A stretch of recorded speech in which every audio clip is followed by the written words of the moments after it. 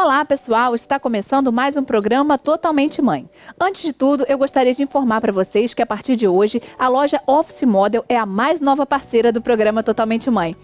As amigas Renata Campista e Fernanda, um grande beijo do programa.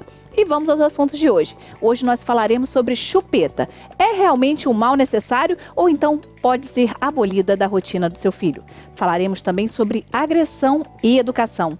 Falaremos também sobre chantala. Essa técnica milenar pode muito ajudar o seu filho. Fica ligadinho que é no programa Totalmente Mãe e está começando agora.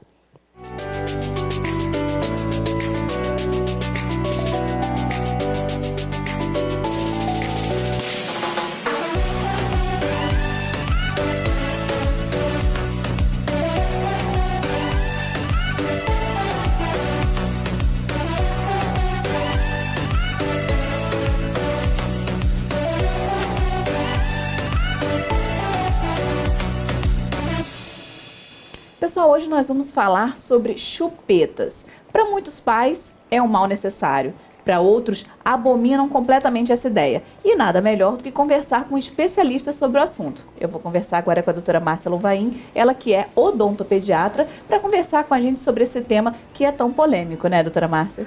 Nossa, tudo bem, Nayara? Tudo bem. É sempre um prazer estar aqui com você.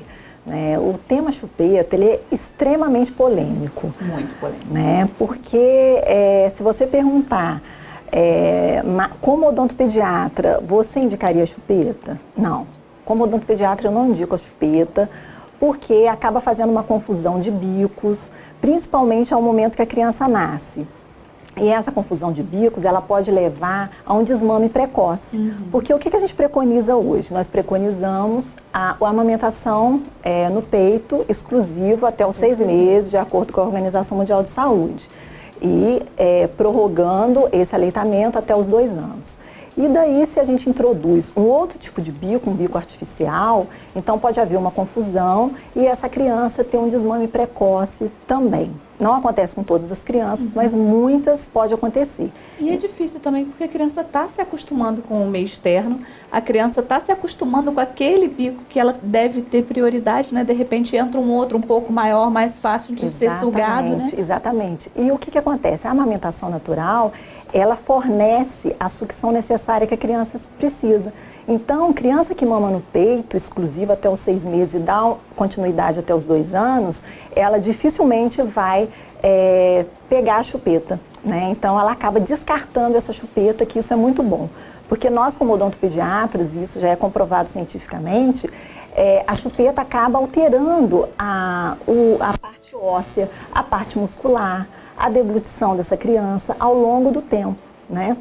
Então, quanto mais essa criança ela fizer o uso da chupeta, a possibilidade dela ter uma alteração é muito maior, o que a gente chama de mordida aberta e outras alterações que vêm acompanhadas. Você falou até da mordida aberta, para o pessoal que está em casa para entender o que é uma mordida aberta, a gente tem a foto de uma mordida aberta aqui, né, doutora Mar? Então, isso daí é uma mordida aberta causada pela chupeta, que depois, se você te remover o hábito, essa criança ainda é nova, pode voltar, porque cada pessoa, cada criança carrega uma carga genética, dando possibilidade a um desenvolvimento maior dessa maloclusão ou até o desaparecimento, né? Por isso que a gente evita o uso da chupeta.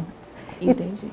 E tem algumas orientações, porque quando essa criança vai ao consultório, né, ou vai ao serviço público, nós, odontopediatras, pedimos sempre para evitar o uso da chupeta, mas a partir do momento que ela já usa, vamos ver o que a gente pode fazer para começar a desestimular essa utilização. Mas como que desestimula? Então, uma criança que usa chupeta manhã, tarde, noite, o ideal é que ela use essa chupeta, comece a tirar, esses pais começam a tirar a chupeta pela manhã, depois essa chupeta começa a remoção manhã e tarde, e depois vem o período da noite. Então, o período da noite é o período mais difícil, é aquele período que a criança está com sono, então ela pede a chupeta mesmo, né? Então, isso daí é quando a criança tem um hábito. Entendi. Mas voltando nessa fase dessa mordida aberta, os pais ficam mais preocupados com a parte estética. né? Mas existem outros fatores primordiais que devem ser pensados muito antes só da parte estética, né? Ah, com certeza, né? A parte estética, para mim, é um conjunto dessa criança. Mas a parte morfofuncional, que é a parte óssea, a parte muscular, a parte da deglutição e principalmente a respiração, é o fator principal, né? A criança respirar pela boca, né? Então, tudo isso faz um conjunto, acaba sendo um objeto que apresenta muitas alterações para essa criança e que não é bacana. Por isso que a gente evita e pede a começar a desestimular esse uso de chupeta. E quando que a criança deve procurar, ou melhor, quando que os pais devem procurar um serviço odontopediátrico para fazer toda essa parte principalmente de instrução, até o fato de ser retirada realmente a chupeta do costume da criança, do convívio com a criança? Então, isso daí é muito familiar, né? Então, quando a gente fala assim, o odontopediatra não é a favor da chupeta, mas existe um contexto familiar que cada família, que cada responsável, ele tem naquele momento. Então, às vezes, a necessidade de um não é a necessidade de outro. Então, a gente tem que ter muito cuidado quando a criança já tem um hábito e a gente começa a desestimular esse hábito. Então, a gente, como uma pessoa que pode estar orientando esses pais, a gente tem que desestimular aos poucos. Então, no máximo, até os 2 anos, né? Com muita pena. Eu sei que os pais têm pena de estar removendo, ir para dormir. Às vezes a mãe, o pai está muito cansado, então precisa... É um afago, né? É um afago, então é difícil. Mas quando a gente vê que tem alteração, tem que ser removido, né? Para o bem dessa criança, essa respiração. É muito ruim hoje quando a criança respira pela boca, né? As situações alérgicas, aí começa aquele processo, aí junta com a chupeta, né? Mas é muito familiar ali quando existe esse hábito, por isso que eu falo que é um tema extremamente polêmico, porque quando existe o hábito a gente tem que ser aos poucos, não dá para tirar assim, amanhã eu vou tirar a chupeta do meu filho, né? Não é assim, eu não sou dessa postura, a partir do momento que tem um hábito, né? Vamos tirar aos poucos, né? Aquilo que eu falei, por turnos, né? Manhã, depois à tarde, depois à noite. Isso foi bom você falar, porque a gente estava conversando agora, antes da gente começar a entrevista, né, doutora Márcia? Porque o meu filho, o pessoal pode de casa acompanha, óbvio, nas redes sociais, vira e mexe, ele tá lá numa fotinha aparecendo com chupeta.